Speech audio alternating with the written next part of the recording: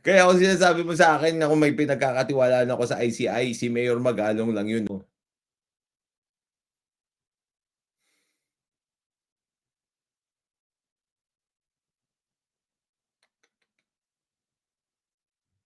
Sabi ni Kitel, "Wala kang pinagkakatiwalaan na tao sa ICI." I don't know them enough para pagkatiwalaan sila.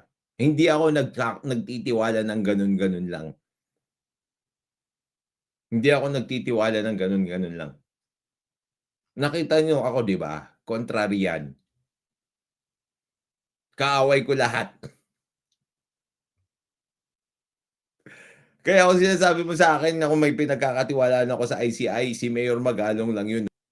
So you can safely say wala akong pinagkakatiwalaan dun. Hindi lang po ang Pangulo ang may insertion sa Ito budget. na! May pinoprotektahan sila sa ICI.